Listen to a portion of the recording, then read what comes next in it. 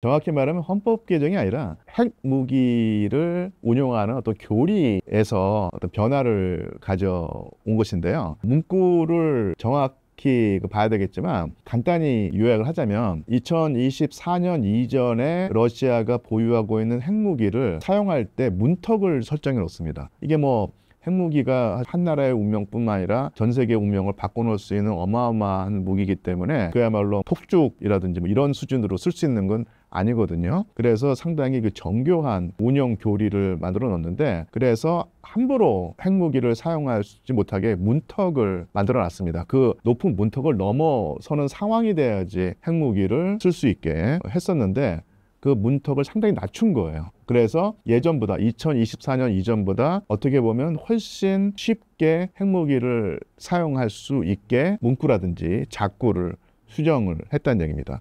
그래서 그전에는 어떤 나라가 러시아에게 직접 유해를 가해서 러시아가 위기에 봉착했을 때 그때 그 적국을 상대로 핵무기를 사용할 수 있다라고 이제 규정을 해놨었죠.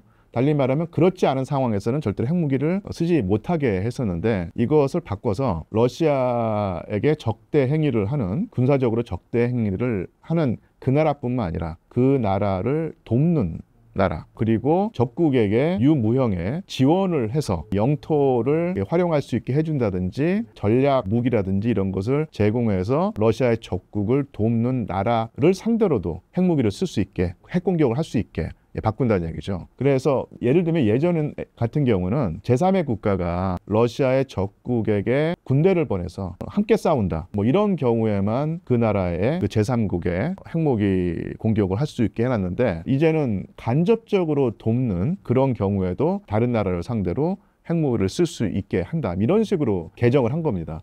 정확한 문구는 그 텍스트를 봐야 되겠지만, 제가 말씀드린 것은 아까 말씀드린 것처럼 2024년 이전에 설정해 놓은 문턱을 2024년에 핵 사용 교리를 바꾸면서 그 문턱을 훨씬 낮췄다, 뭐 이렇게 요약을 할 수 있을 텐데요. 이것은 의도가 있습니다. 우크라이나를 돕는 서방 국가, 서구의 국가들에게 경고를 하는 것이죠. 너희들이 지금 우크라이나에게 공공연하게 아니면 은밀하게 지원을 하고 있는데 이런 식으로 계속 그 우크라이나를 도우면 가만히 있지 않겠다. 그리고 어떤 나라의 경우에는 이 지원의 정도를 높여가고 있는데 좌시하지 않겠다라고 했던 것이죠. 그래서 푸틴은 이렇게 생각을 한 듯해요. 러시아가 핵보유 국가이기 때문에 서구 국가, 나토 회원 국가들이, 구체적으로는 뭐 프랑스라든지 영국이라든지 독일 이런 나라들이 쉽게 우크라이나를 지원하지 못할 것이라고 생각을 했는데 2022년, 2023년, 2024년에 상당히 그 서구 국가들이 우크라이나를 전폭적으로 지원을 했죠. 그러면서 푸틴의 생각에서는 이 나라들이 우리가 가진 핵무기를 무서워하지 않는구나 라고 생각할 것이고, 그렇다면 한번 본때를 보여주겠다라고 하면서 훨씬 더 쉽게 핵무기를 사용할 수 있다는 교리 개정을 하면서 영국, 프랑스, 독일에게도 핵무기를 사용할 수 있다, 이렇게 협박을 한 것입니다. 경고라고 할 수도 있고 협박을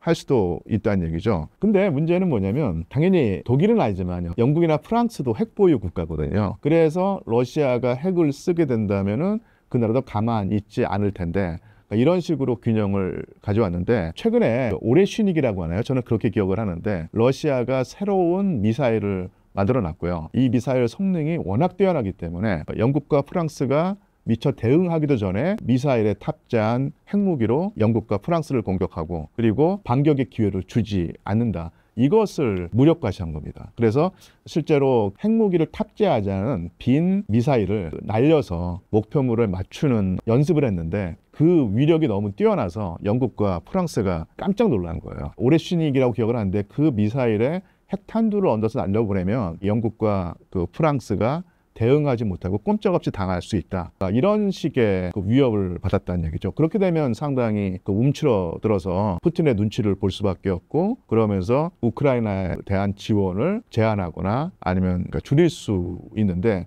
이런 효과를 누렸다고 봅니다. 그래서 푸틴 입장에서는 핵 전력 사용 교리, 이것을 실현할 수 있는 최첨단 신형 미사일 개발과 엮어서 이 서구 국가들에게 엄청난 그 위압감을 주는 경고를 했다고 볼 수 있죠. 뭐 물론 러시아라는 국가 아니면 그 푸틴이라는 정치가가 핵 사용 교리를 바꿨다고 해서 손바닥 뒤집듯이 핵무기를 사용할 수 있는 뭐 그런 것은 아니겠지만 어쨌든 간에 그런 어떤 변화에 따른다면은 대한민국 정부가 어떤 형태로라든지 우크라이나에게 원조를 했을 경우에 푸틴은 자기네들의 어떤 교리에 따라서 한국까지도 공격 대상으로 삼지 않으리라는 보장이 없는 것이죠. 그래서 10개의 눈금이 있다고 했을 때 러시아가 한국을 상대로 공격을 할 가능성의 눈금은 사실은 상당히 낮게 한두 개 수준인데 그런 핵 사용 교리를 바꿈으로써 그 눈금이 한 개, 두 개 정도는 더 올라갔다는 것은 분명한 사실입니다.